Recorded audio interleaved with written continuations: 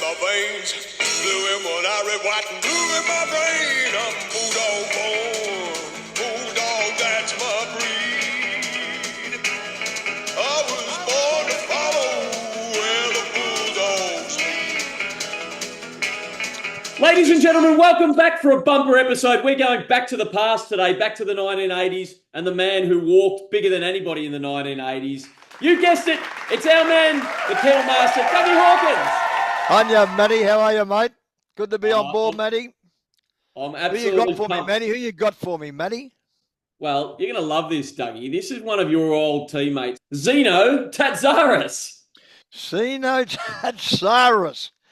I got a feeling, Matty, he was a local Parkside. Did he come from Parkside? No. Correct, yeah. He played Parkside in the Western Region Footy League, and I believe he lived in Mellon Street, Braybrook for a period of time as well. Your old neck of the woods. Where did he live, Matty? Where did he live? Mellon Street, Braybrook. In Mellon Street, did he? Mate, Zeno, terrific competitor. I reckon he had a knee reconstruction. I reckon he did a knee too, Matty. I reckon he did the same year as me, Matty, 86. He had the artificial Gore-Tex fibre put in by the great David Young. And I just got a feeling it was 86. And he wore number 48, I reckon. Another Western Suburbs when I first started, a bloke called Angelo Tantis. I don't even remember him, Matty. He come from St. Albans. He wore 48. My cousin, Terry Wilkins from Footscray, went to Melbourne, then went to Sandringham. He wore 48 as well. Wow. So that number 48 is very, very special number. We spoke to the great Super McPherson, your old mate, and when we spoke about, we asked him which players, do you think maybe underachieved or, were players that could have gone on to become, better than maybe that they had been. And the first name that came out of Super's mouth was Zeno. He said, he was cruelled by injuries, but he just had this grit and determination. And, there was something about Zeno. And Matty, he was really tough. He was really tough. His skills were pretty good for a pretty big size sort of bloke. Always very keen on his weights, Matty. Always worked very hard in that area with Rick Kenny and blokes like that. I always remember him punching out heavy weights, Zeno, because that was his strength, being strong and Matty, and he was quick. Was he? Like he would have been 6'2", 6'3", and he was super quick. And when you get him on, and you can ask him, Hawk reckons you're pretty quick. Mate, he was quick. His 10-metre speed was really good over that covering to punch the ball away from the full forward and that sort of stuff. But did he ever go forward, Matty? Did he go forward? Nah, just played fullback. Yeah, he kicked 0 goals, so I'm pretty kicked 0 goals. There you go. Yeah. So he didn't go forward at all. So Zeno, I reckon, Matty, he would have gave the game away at a fairly young age. I don't know if he went on and played at Werribee or Williamstown. Does that make any sense to you, Matty? So he finished at age 24, and he ended up 24. 24, Dougie. So he started. He got his debut at age 18, finished at 24, and ended up going back to his original club, Parkville, and ended up winning best and fairest in '93, and got in the team of the century there. So he went back even with a couple of bung knees, and was able to strut his stuff. So he went back to Parkside. That shows you, Matty. Parkside. What a real good bloke he is, Parkside. It's a good bloke that he went back to his original side. He was young enough, obviously. Matty, he was a fantastic bloke. Great competitor. Had a lot of natural footy ability as well, make no mistake about it. Injuries cost him, definitely cost him. And I'll say it again about Zeno Tzatzaris, a fantastic bloke. A real great character.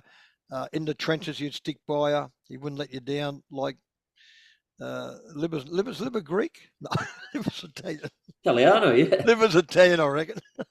Oh yeah. Like Liver, they wouldn't let you down them nationality boys. Absolutely.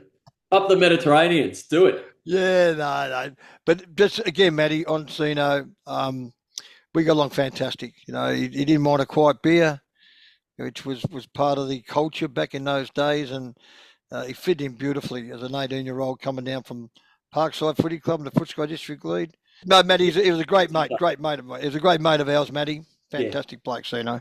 It's a pity we didn't see more of him because injuries cost him. And he was just a terrific competitor. A good closing speed, as I said, and just a good bloke, Matty. Good fella. Fantastic. Is that him knocking, Matty? Is that him knocking? I can hear him knocking indeed, Dougie. Bring him in, the boy from Braybrook, Parkside. Run you, Matty. Awesome, Hawk.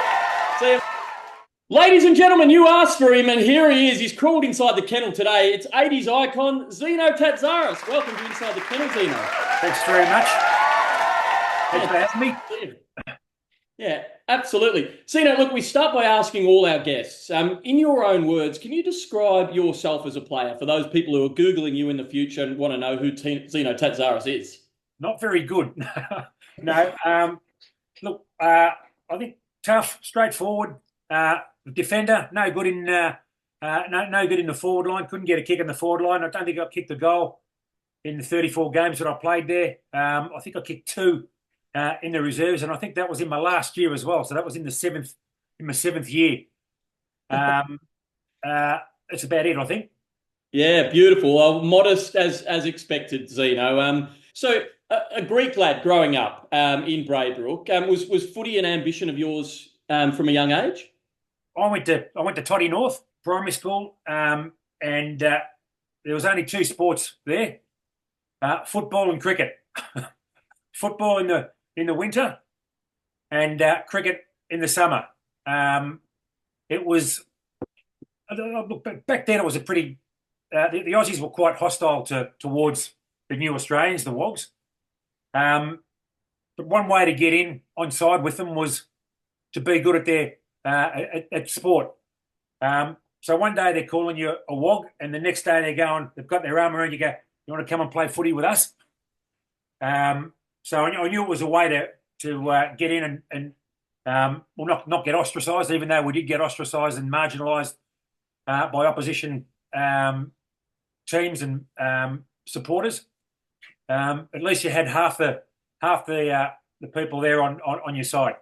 Yeah, big time. And, well, your old batting partner down at Tottenham Baps, John Wright, said you're an intense player on the cricket pitch as well. So obviously you read that resonated. Yeah, well, he just lived around the corner. He used to spend quite a bit of time around his place during school holidays watching the cricket.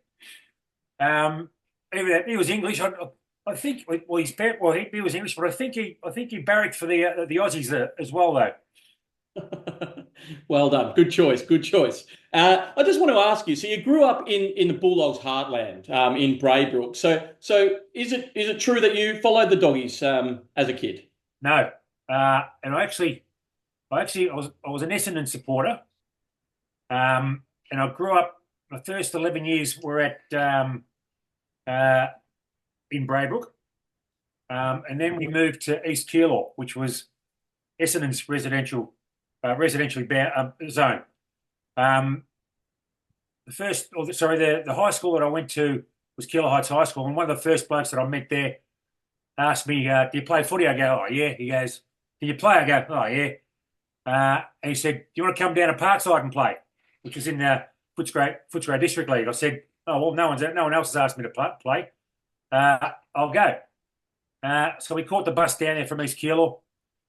Went down there, and I think I knew more people down there than what he knew, because a lot of the blokes were Greek, and a lot of the blokes I knew from Greek school and from church. So I was quite happy to go there. I was comfortable going there. Played my 6 years down there from under 13s to under 17s, and in the last year, I got an invite to train for the combined side that they used to have under 17s, and I think Terry McGarity was coaching that side. And I did well in that game, and he said, "Come down and train for the under 19 with the under 19s tomorrow night." I think it was Sunday. And he said, "Come down and train with the under 19s." I said, "All right, yeah." So I went and trained, did the training night, and at the end of the night, they said, "Oh, we want to sign you up." I said, "Oh, look, I live in East Keilor." They go, "Well, that's no good. We can't sign you." I go, "My parents have got a house in Braybrook," because they still had the house in Braybrook, and they said, "That's what we'll do. We'll sign you up." So that's how I ended up at the Doggies. Wow! So you put on the Mellon Street address onto the draft form, and in you go. Yep. Totally wrong. but didn't care. Even though I was a rabid Essendon supporter. Wow. Just you get an opportunity like that, you just take it. Big time. Oh, that's an incredible tale. So here it is. You moved to the Dogs. What was it like as a 17 or 18-year-old going down and playing under the under 19s? Did you get to mingle with the senior players at the time? Was it an intense experience? So the first year under 19s, it was strictly under 19s. Didn't really mingle with the seniors. I didn't know what to expect at first. I was a bit of an outsider because I'd never mingled with a lot of those players who had played in the metropolitan side. I got to know them and got on really well with them. It was a good bunch of blokes. It was a good socially. We were pretty good. Saturday nights we'd spend most Saturday nights together. Then I got an invite to train with the senior squad pre-season after 1 year with the under 19s. And again, I aspired to play VFL footy. I didn't know how to go about it. My parents didn't know anything about the game. They were new Australians. They didn't know where to. They couldn't give me any direction. So I just went along. Did the pre-season in early '84. Bluey Hampshire was the coach pre-Christmas, and then Mick Malthouse came in after Christmas. There was a expectation. There was a bit of pessimism with a lot of the under 19s kids that went up there. A lot of them didn't expect to make it, and a lot of them didn't. And each week, a couple would get knocked back. I ended up making it through. I played a couple of good games in the practice matches, and I think Mick liked my style of play because I could run in the early days. Right. I'd run and bounce the ball, and I did a fair bit of that in the practice matches, and I made the list. Played one game in the reserves, and then the next week I was in the ones. I was on the bench. Incredible. And I know that in round one of that year of 1984, the Dogs had absolutely smashed the Tigers in round one. I think Beezer kicked 11. So breaking into that team must have been very hard against Geelong. And they had a rampant Mark Jacko Jackson who'd kick 8 in round one as well. So was there a decision to sort of bring you in and to man up on one of their big fellas? I'm not sure. No, I don't think it was. I didn't man up on the big blokes back then. I was because I was quick enough. I was getting the quick blokes. The Rovers, the ruck Rovers, the forward flankers, the back pockets. Mind you, I think in my first game I was put on Terry Bright, but that was about halfway through the first quarter. I think he got 3 votes for that game in the Brownlow. Needless to say, I got dropped next week. Well, what a baptism of fire, I imagine. Yeah. Now this may be an urban myth, but I hear that on news of your selection for round one for that debut match, your father was so delighted that he climbed onto the top of the roof of your Mellon Street house and wrote Zeno. Is that a fact? Zeno is up there, but my father didn't do it. I did it. I did it in year 12, right? Because it's the same house we lived in, and the old man had sent me up there to paint. And 17 years old, what are you going to do? I wrote in big letters. You could see it from South Road. So it wasn't the old man. It was me. There it is, the Bulldog fan. So there's a lot of conjecture and people discussing that. So you put the record straight. Love it. It's you. Good. Brilliant. So you're out of the side, as you say, but you came back in round 9 against the Demons, and there's a rampant Calvin Templeton, a former Brownlow medalist for the Doggies. You're back into the team. What was it like getting back, and what lessons had you learnt from your first experience? When I got that one game and had a taste of it, I wanted back in. Desperately, I thought, I've made it. I'm obviously good enough. I want to get back in. I was still young. I was inexperienced. I didn't know what was required. I probably hadn't done. I'd only had one pre-season. I probably didn't have the engine yet. And I know we got smashed in that game too. By 40. It was 40 odd points, even more. Might have even been more. Yeah, maybe 10 goals, I think. Yeah, 10 goals. And again, I got dropped for the rest of the season and played the season out. The pre-season 84-85 was a big one, and I completed that full season. And I think that one held me in good stead for 85. Yeah, beautiful. What a season 1985 was. It's one of the seasons I fell in love with the club as a 9-year-old. And, the pre-season was huge. I remember the anticipation and the expectation was sort of growing. And so tell us a little bit about how that sort of season started. I think we played Carlton round 1, Princess Park, and smashed them. We got Shorty Daniels, a couple of West Australians, Brad Hardy. And I think Mick Egan did his knee, I think, and I replaced him in round 9, I think it was. And a bit of a baptism of fire again. So my third game, we'd against Hawthorn. They came out of the blocks, and I think they were 8 goals up at one stage. Lee Matthews had kicked 4 goals in the first 15 minutes, and then Mick moved me onto him. Wow! And I did reasonably well. I held him to 2 late goals in the last quarter, but we came back in that game. I think we were 13. Might have been 13 points or 2 goals down at 3/4 time, and probably in with a chance, and probably should have won it, but didn't. Wow, that's amazing because we'll obviously get to the preliminary final, and it was almost like a parallel story there. Yeah. So wow, just in your third game, you're coming back and you're playing against Lee Matthews, and then you played a block of successive games, hadn't you? I played 6 games in a row, and I was confident that I was going to get a game every week. Wow. And I felt my body felt good too, because I remember one night of training in that block of 6. I think we had 10 200s to do, and I used to hate training. I still do hate training, even though I'm a personal trainer. I hate it. But I remember doing that the 10th 200 as quick as the first 200, and I thought, geez, this is a lot easier, and it's a lot easier than what I thought it would be because I'd done all the work during the season and the pre-season. Unfortunately, I in that 6th game, the 6th game of that year, I did my knee out at Cardinia Park, and that was it for me for the season. That's probably my biggest disappointment in football, not playing finals football.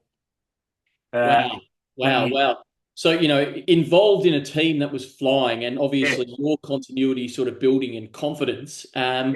What was it like watching the team from the grandstand that year? Again, I was 20 years old. I thought, next year will come, and we've got a good core of players, and we'll get there again. And it didn't. All the stories where you get ex-footballers coming down you as to junior clubs and telling you you've got to take the opportunity while you can. Well, that's the opportunity that you miss out on. That we missed out on. Yeah, well, we hadn't played finals from 1976 until that year, and then not again till 92. So we sort of fell off a cliff too. Yeah. In '86, which was disappointing. That was really frustrating. And I reckon we would have had more of a chance against Essendon than what Hawthorn did. We beat them at the Western Oval in the first half of the season when we played them at the Western Oval, and we demolished them there. I remember watching on the wing there and thinking, geez, these guys are unbeatable, and we beat them. Yeah. I remember Choco had a day out. It was a packed crowd at Western Oval, wasn't it? Yeah. Breaking out of the centre and kicking left foot goals from down the Geelong Road end. Remember it well. Yeah. Oh, yeah, absolutely. So Zeno, you mentioned the preliminary final that year. Whilst you were sitting in the grandstand watching, we were in the lead late, midway through the final quarter. Well, there was the first final where we got smashed. We were never in the hunt at the MCG. Then we come out against North Melbourne and we beat them comfortably. It wasn't. They were within striking range, but I don't think we ever looked like getting beaten. Beasley kicked his 100th goal, and then I remember I went out with the old man and my sister, I think it was, went out there on the wing at Waverley, and that man Matthews kicking that goal just broke our hearts. And again, it was disappointing watching it. And being 20 years old, I thought we'll get another year, and we didn't. We didn't. Yeah, Dougie sort of says the same thing, Zeno. It's heartbreaking even for our supporters. I could go back and watch it again after all these years after we won the flag, but my God, that left a scar. Yeah. I haven't watched it. Oh no! And I know it's there. I know you can get it. I haven't watched it. Oh, wow. Yeah. Okay. So in that match, obviously Brad Hardy had been best on ground probably up until three-quarter time, and if you had your time again, would you instruct him to sort of tighten up or just keep playing his natural game? That was his game. Right. That was his game. Right. Do you change when you got the ball? They haven't got the ball. Right. And he was streaming. He was streaming down through the down the middle of the ground, and he did it quite often. And I have seen a couple of highlights of it, and his highlights are, he intercepts the ball, he just gets there. So to intercept the ball, you've actually got to leave your man. You got to take that. You got to take that punt. Yeah. And you saw 2 weeks prior to it, we were probably stayed in our shells and didn't come out, and we got smashed. Mind you, I probably would have been on Lee Matthews. That was my question. Yeah, that was my next question. So you reckon you may have been the man to have shut him down? Who knows? But I'd had one go on him, and it wouldn't have surprised me if I was on him in that game. I was confident. I would have been confident about it. Wow. So there's the sliding doors of our history, Bulldog supporters there. Who knows what might have been? Yeah. So tell me a little bit about your tutelage, because you were there at a time where we had some pretty fantastic defenders. The Cordies, obviously, Peter Foster, Ricky Kennedy. What did you learn from those lads? Socially or on the football ground? We know what they're like socially. What were they like on the track? Yeah, on the track. Fozzie was pretty nonchalant. Rick was intense. The Cordies, again, not intense, but they did the hard work. Mick Egan, he was there towards the end of his season. He did his knee, and he did it a couple. He did it a couple of times. So I took his spot. Big 40, Brad Hardy. Brad Hardy, a lot of kicks. Knew how to get the ball. Probably didn't know how to defend too well. I love it. But you know what? The end of the season came, as you say, and we fell 10 points short against those Hawks. We didn't get a shot at the Bombers, but we had a chance to drown our sorrows and take off overseas and forget everything that happened. However, we hit the headlines. Yeah, we did. Well, Rick Kennedy specifically asked me to ask you What was it like from your lens? And can you tell us a little bit about what went on that flight? All right.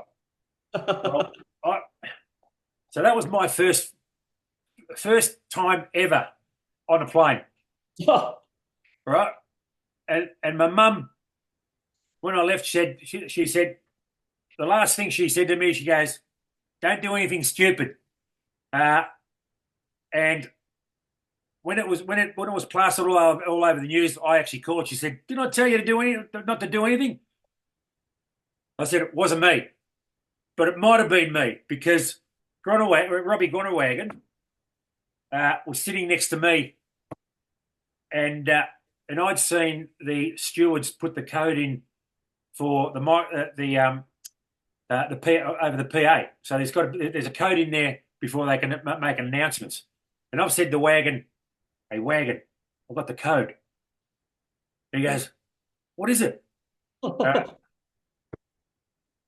Whatever it was, 1934.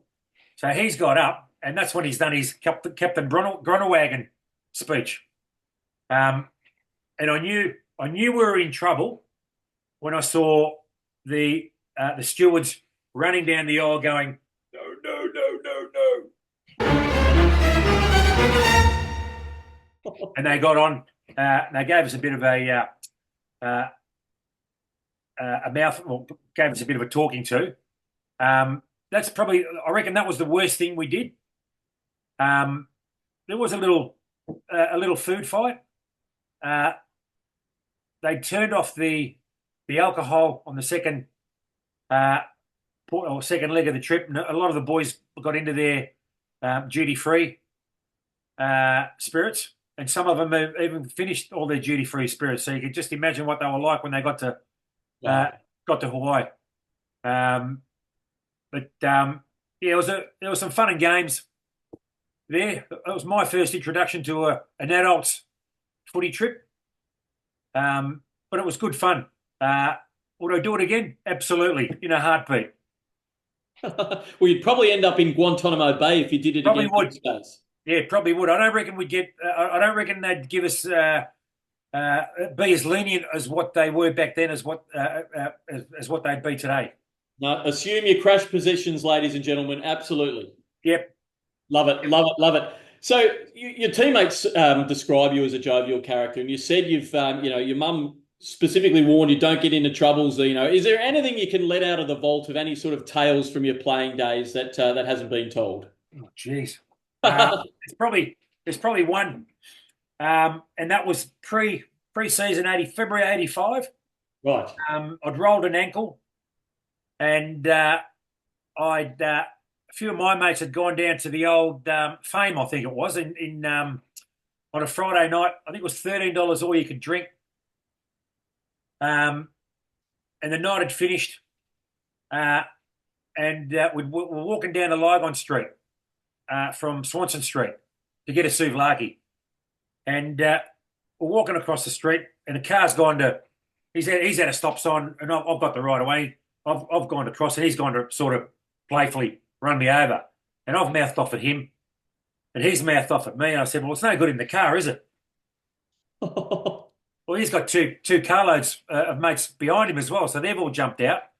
And I've got, "Yeah, I can take you all on." Nah. So I've copped a bit of a beating. I've collected one of them. I think I broke his jaw. Ended up in the police station, which could have been assault with potentially assault occasioning. But in the end, a couple of my mates had gone to the police station to give their version of events. So the coppers have been lenient on me. Anyway, I've gone to, there was a practice match at Skinner Reserve, and I've got a chipped tooth, black eyes, and Mick's seen me, and I think he was quite impressed with it. Because I've got into a scrap. Might be a bit different in today's game. Well, he likes his tough defenders, so you've given him some proof and evidence there. I love it, love it.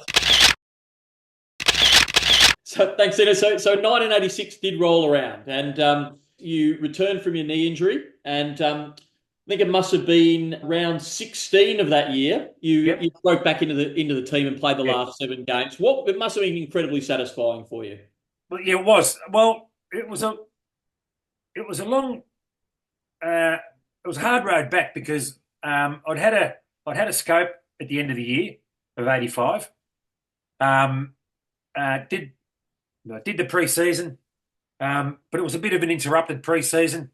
I crunched my knee at training one night, and I think it was a Tuesday night, and then ended up getting another scope, and they took all of the lateral meniscus out, or the lateral cartilage out. So I missed a bit of a chunk of it. Might have been 4 weeks, and then it took me a couple of games to get back. And I think it was towards the end of the season that I think I played the last 7 games of that season. And it was frustrating. It was really frustrating. And there were a couple of times after losses where I was quite angry. Right. And there was one time where I got cut off, or I thought I got cut off on the way home, going over the Westgate Bridge, and there was a bit of road rage on my part. And the old man was sitting next to me. He goes, "What are you doing?" So it all boiled up personally. Losing, I wasn't used to losing. I'd got quite comfortable with winning games, and I wanted that all the time. Yes. And then we struggled the next year, and I didn't like it. I didn't like it. No, I don't suppose you would have. Because that year was just such great expectations, and as you say, to sort of fall off the edge of the cliff, and we lost the likes of Jimmy Edmond to the Swans. That's right. So that, there were a lot of changes that probably just didn't go. And I was confused with why Jimmy Edmond left too, and I know now. Yeah, I get it now. But at the time, I thought, "Why do you want to go?" Yeah, because I was only 20 years old, and I didn't know there was that much money in being bandied around in football, and who wouldn't? Because it was quite a bit of money back then, and who wouldn't go? You couldn't say no to that sort of money. Dr. Jeffrey Edelston had a bit of cash to float around, didn't he? Yes, he did. Yes, he did. To lose your captain, that was a pretty big blow for us. Yeah. Yeah. And I think he was a good captain too. Oh. Yeah, you felt safe around him. It wasn't to be. And you mentioned being a little bit angry. I did notice in my research that there were a couple of times you were put in the umpire's book. There was a Johnny Platten incident. Can you tell us a little bit about some of your indiscretions? That was nothing. That was attempted striking. Attempted. Yeah, attempted. And the umpire had called a ball. I think it was either a ball up or it was a throw-in. And we sort of both had the ball. And I think it was like in the schoolyard. No, I want to give it back to him. No, I want to give it back to him. And I think I might have thrown. I was guilty of attempting to throw one. I didn't land it. But I think I got a week for that. Oh. And the other one, another one, I think the other time I ended up at the tribunal was Peter Everett. We had a bit of a scuffle, and I threw him to the ground, and again, pretty lame charge, throwing him to the ground. Well, that's what defenders do, isn't it? So, all right. Yeah. The ball wasn't near us. Yeah. Well, look, as all players do, it's the umpire's fault. It's not ours. So I agree with you on that, Zeno. Absolutely. Now, in the penultimate game of that season, we were playing Carlton, and there was quite a famous incident, a stoush involving the coach and also the Brownlow medalist at the time. I know that Brad Hardy took his jumper off and waved it, and it kind of signalled the end of his career. Yep. Can you shed any light of that? Because you would have been really close, I imagine, with Brad in that defence. I was at full back that game because Rick had broken his leg. I think a couple of weeks before it. Right. And I was, again, because I was saying, I was oblivious to how Mick and Brad communicated, or lack of communicated, or Mick wanted him to play a certain way. But I was disappointed in what had happened, and it just knocked the wind. It knocked the wind out of ourselves, even though it was the end of the year.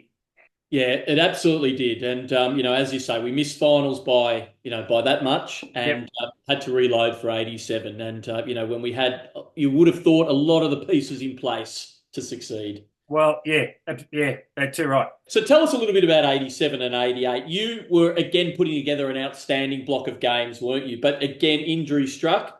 When we interviewed Steve McPherson, he said, and we asked him, who are the best teammates that he played against, and he named a lot of the usual suspects, and then your name came up, and he said if it wasn't for injuries, who knows what it may have been for you. Can you tell us a little bit about your reflections on that year, and also how injuries curtailed? Yeah, so 87, played the first two games.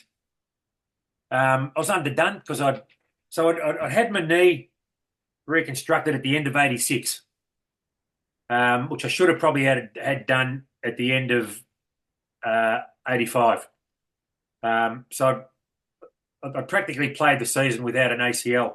Wow. And at the end of the year, David Young said, "Oh, let's do it." And that's when he was doing the artificial grafts, which are the LARs. So at the end of 86, might have even been early October, he went in and did the reconstruction. I practically did the full pre-season, 86, 87, and played practice matches and played round one.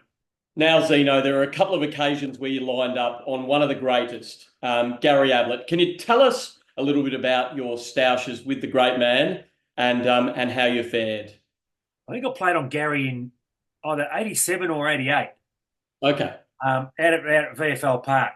And it was the year that Gary had found God. I was given the job to man him up. He strolled up to me. I've put my hand out and to shake his hand, and he just looked at me. He's gone, "Whoa! All right, here we go." I thought you found God. Obviously not. I played on him for the whole game. I think we won by about 3 points, I think it was. So we just got over him, and he kicked 3 goals. I was quite happy. I think he might have got a potential mark of the year on me though. He didn't kick a bag, and we did come away with the chockies. So you're able to tame God. You must have felt that you belonged. I was confident that I was always going to get picked. So there was a game out. The 10th game was against Richmond out at VFL Park, but the ball it was going over my head, and I thought, I can't let him get in front of me. And the ball had just bounced just in front of me and bounced backwards. Oh. Now, I'd landed with my left foot, and I thought, I've got to turn. So I landed with my left foot, twisted, and the knee just went. It didn't even buckle. It just went pop, and that was it. The surgeon, well, David Young, the surgeon, he tells the story. He goes, and he recites it still today. He still remembers it. He goes, I got taken off, and he reckons Mick blasted him. He said, I thought you said his knee was all right. And he goes, it is. It's his other knee now. So it was the other knee that I'd done. So that was it for 87. I had the knee reconstructed towards the end of the year. This time it was it wasn't an artificial graft. It was with a hamstring graft, and did the pre-season again. and I was ready to play round one again. I think I was 7 months out of the game this time. The first time was 5 months. Wow. So that recovery is almost like Tony Liberatore sort of status. To come back that quickly, that's incredibly strong. Yeah. So it's the healing powers of the Greeks there. Yes. Yep. So I got a message from Richard Cousins, one of the old ruckmen from your day. Yeah. And Dickie Cousins said that there was a training camp in Queensland, and I'm told that Mickey Malthouse asked that there was a curfew for the players, and said, you know what, we've got an 8K run the next day. Make sure you're in bed at a certain time, or let me know if that's not the case. And I'm told you let him know. It was an end of season footy trip up in Queensland, and every night every morning I got home, I called Mick. He'd answer the phone and I'd go, "We're back," just to give him the shits. How did he take to that? So wore a bit thin after the fourth morning. He said, I don't want you ringing me," which was red rag to a bull. "I'm ringing you." Fantastic. Love it. So let's fast forward to 1989 then. Your injuries are hopefully behind you. And you came up against the Cats again. You had the better of Gary a couple of years earlier. How did you go in 89? I understand you got the 3 votes. We want to hear from you. In 89, I think I was on Gavin Excel, and I hadn't touched the ball. The ball had come down into the forward pocket. Gavin Excel had grabbed the hold of the ball. He was a left footer. I just had him, and I was swinging him around. And he would have been 30. He would have been 35 metres out on the boundary. I've swung him around, and he's got a left foot off, and it's gone through for a goal. I thought, this is my first game back. Am I going to have one of these games? But as it turned out, I was our best player for the game. We got beaten by 40 points, and I did get 3 votes that game at the 3 Brownlow votes that game. So I do get ribbed for that one. Amazing, yeah. I do remember that. Zeno Tzatzaris popped up on the screen, and that was a great moment. Absolutely. Yeah, beautiful. So you mentioned, you've played on some of the greats there. Lee Matthews, you spoke of. Obviously Gary Ablett. And some of the quicker players as well in your early days. The Crackers, both Crackers. Wow. Okay. 85. Nicky Winmar. Wow. What an era to be a defender. You had to man up week after week on the greatest forwards of all time. In this era, you had Kappa, Ablett, Jackson, Dunstall, Brian Taylor, Tony Lockett. You had Brereton, Kernahan. It just went on and on, didn't it? So there was absolutely no respite. Can you distill it down, Zeno, to perhaps the greatest 3 of that collection of greats? Who was the toughest of them all and the hardest opponent? Dunstall. I did play on Dunstall. He kicked 9-7 on me. There's that urban myth going around that I did hold him goalless, but that's all it is. It's an urban myth. He kicked none in the first, 4 in the second, none in the third, and 5 in the last, and it wasn't windy. Right. Okay. Yeah. Well, you held him goalless for a half a game, so we'll remember that. I won half a game and he won half a game. Absolutely. Lockett. Wow. Because he was unstoppable. I don't reckon Tony was a super fit player. He just, he just had that bulk. You couldn't move. You couldn't move him, and I don't know. I couldn't tell. I couldn't say anyone else. Just those 2 are the ones that. I have nightmares about. Yeah, absolutely. Well, I imagine you would. It's some of the greats of that era, really. Yeah.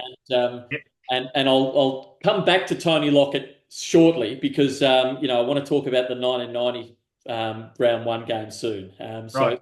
So we will certainly get to that. That was 10 goals. Wow. Yeah, absolutely. So, having reclaimed your spot in the team in 1989, we came to the end of the season, and you must have sort of had thoughts of green pastures, up ahead. And then at the best and fairest count of that year, there was an announcement made, and things suddenly changed. Can you walk us through the events of that evening? It was like a death in the family. Wow. Mind you, I'd never had a death in the family, but at the time, I remember, thinking, what's going on? I'd been at a VFL club for 6 years. I didn't know any different senior foot. I didn't know any different year senior football was, and I thought, I don't want this to go. And then they all the supporters come out of the even opposition clubs, come out of the woodwork and raise money because they didn't want to see what was happening happen. And we raised the money that we needed to raise, which was a great feeling. We did that. We had Terry Wheeler come in as coach because Mick had gone to the Eagles. I was disappointed about that. No, I was disappointed about losing Mick. I wasn't disappointed that he made the decision to leave us. So it was, I really liked him as a coach. We got Terry in, and I wasn't young anymore either. I was getting older, so I was more of a mature player, teaching the younger blokes on VFL football. We did the pre-season. I was confident that we'd have a reasonable season, and then round one came, and Tony Lockett could not stop marking the ball. So, what was meant to be our survival, our return of the living dead game, the carnival atmosphere, it turned into a horror show pretty quickly. And, as you say, sort of lining up on a rampant Tony Lockett and with a ball coming in with the likes of Winmar and Burke at that sort of pace, it must have been a pretty scary sight. Yeah. And I think he had three players, three different opponents during the day. And he just lumbered up, took the mark, and he was just arrow straight when he kicked the ball. And when he was on, he was on. Yeah. And when the ball was punched through the air, the way it was punched, it was how he liked it, how he wanted it. You couldn't get your arms up there. The ball just clunked in his hands. It wasn't fun. No, I don't imagine it would have been. And Barry Stanfield we had on recently. It was his debut match, and he had a bit of a stint on Plugger as well. So you talk about baptisms of fire. That's one of the hardest. That's a bit harsh. That's a bit harsh for your first game. Big time. Yeah. We also had Chris Grant and maybe even Leon Cameron. Arrived at that time. That was Chris Grant. That was Chris Grant's first game. Amazing. Yeah. So Chris Grant's first game, my last game. Wow. Yeah. I did a hamstring halfway through the second quarter, I think. And that was my last game in the seniors. I think I missed 2 or 3 weeks. Come back in the reserves and did my right knee again. And that was it. That was me done. Wow. That is incredible. So, but we always ask our guests, if you could name your Mount Rushmore, your 4 players from your era that you played with, that you'd carve into the side of a cliff face, which 4 would you select as your? You always go Hawk. Dougie's number 1. All right. Yeah. Choco. Wow. Simon Beasley up forward, and probably Fozzie at centre half back. Oh, wow. Yeah. What a great setup that is. Yeah. Yeah, love to hear that. Love it, love it. So Zeno, here's a 25-year-old, and you've done your knee again. It's the end of the dream. What was it? What was it like bowing out? And do you look back and think I could have kept going, and or was it at the end? I thought I could keep going. In hindsight, I couldn't. It's lucky I didn't, because I wouldn't have been able to. Right. Because the knee, the knee was too fragile. So I went back and played local footy back at Parkside. Williamstown came to invited me to train in '92, and I did the pre-season with Williamstown, and I did a really good pre-season with them. And then Tony Hanbury, who was, I think, president of Williamstown at the time, said, "Look, we want you to play with us. This is what we're going to offer you." And it was half of what I was getting at the local at Parkside. And I said, "Look, thanks for the offer. I've had my day in the sun. I don't aspire to. I'm not going to make it any higher than Williamstown, and I'm only going to get half the money. Wow. I'm going to go back and play with my mates." You returned to Parkside, your old junior club, as you say, and won a premiership and made the team of the century. Is that right? Yeah. Won a premiership, which was great. It's not a VFL premiership, but it's a premiership. I still get down there quite a bit during the season and watch a few games. They're only it's not walking; it's about 3 k's from here. I might walk down there and Uber it back, because there's always a few beers involved once you head down there. Love it. And since your footy days, obviously, you've become a personal trainer, and so your love of fitness, I guess, is endures. So do you have any sort of advice for young men or women starting out who want to succeed at the highest level in their chosen sport, footy? What would you recommend or say to them? You got to do the hard work, and by the hard work, and the hard work is it's predominantly running hard, doing the hard work. I didn't realise. I wish I had known back then what I know now. And because at the end, from the last game of the season to our first night of training, I'd do nothing. I wouldn't do it. I'd hardly do any running. And it was 6 weeks. And that was. I should have, during that time, I should have been running. Been doing 5 and 6K runs in under 4-minute Ks. Breaking those runs up, doing sprint work within those 6Ks. And it wasn't up until I was after, when I finished at Footscray, that I realised that's what I should have been doing. So you need to do that hard work. And you know how many times I heard that as a kid? All the time. Yeah, we think we know it all when we're younger. If only you take the advice on. Absolutely. That's right. Yep. Yeah, love it, Zeno. Look, we're coming close to the end of the podcast today. But as we do for all our guests, we end with a quiz. So we're going to put you in the hot seat. You think playing on Lee Matthews or Tony Lockett was hard? Look out. If I've got to remember names, I'm in trouble.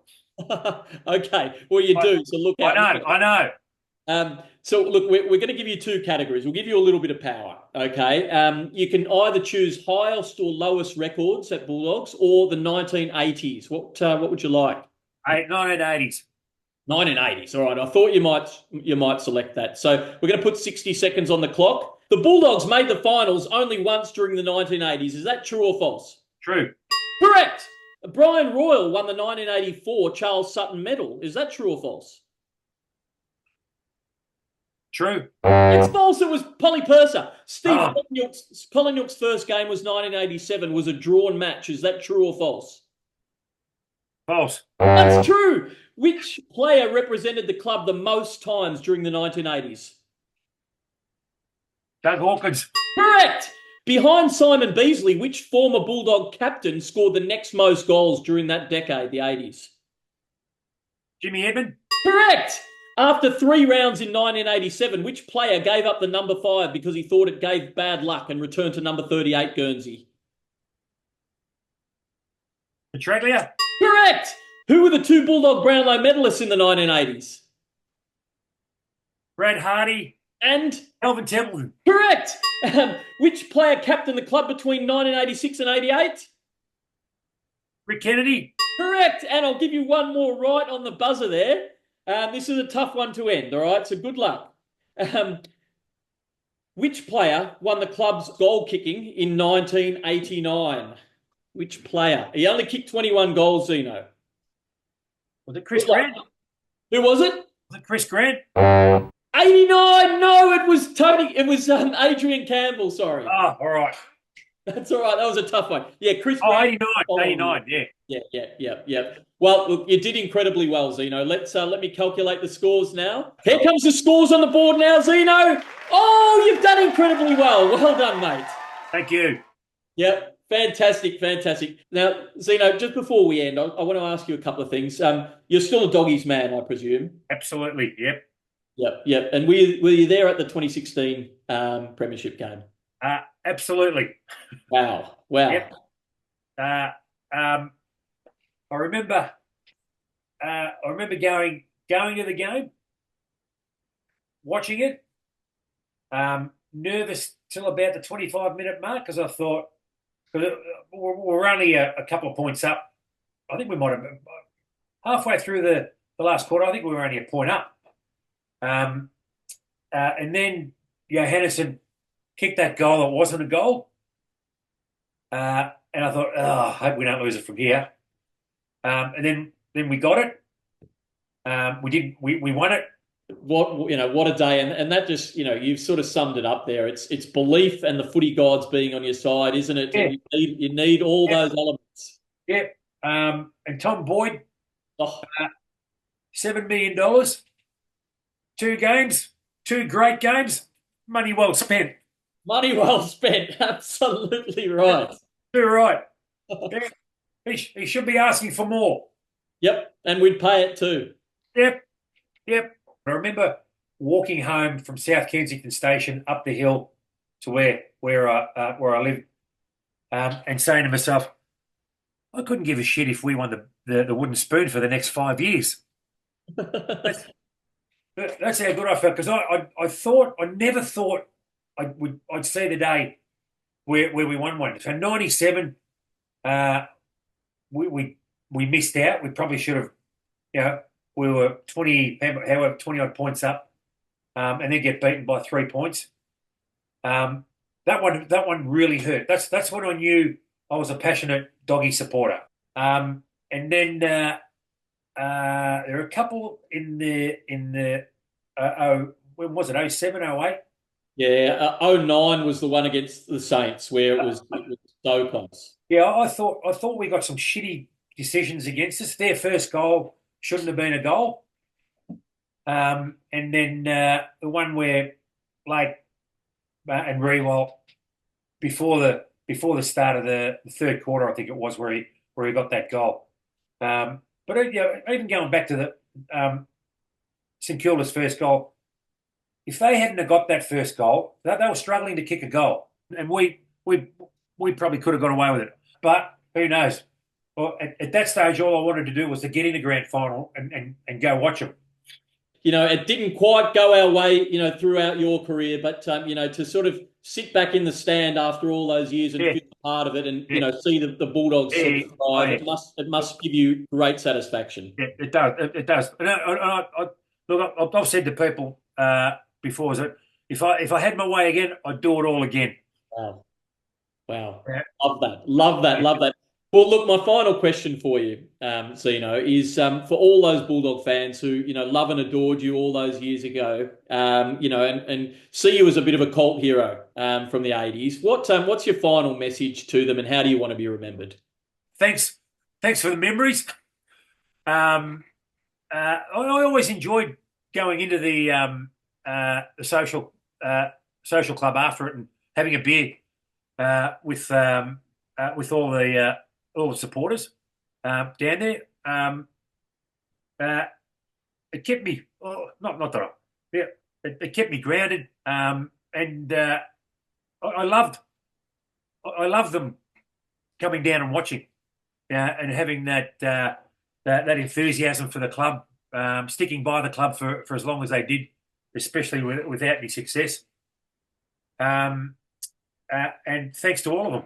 Wonderful. We loved every moment of coming down and watching you play, Zeno. So, it's with great gratitude and fond memories that we remember your career. And we want to thank you for joining us on Inside the Kennel today. It's been a pleasure.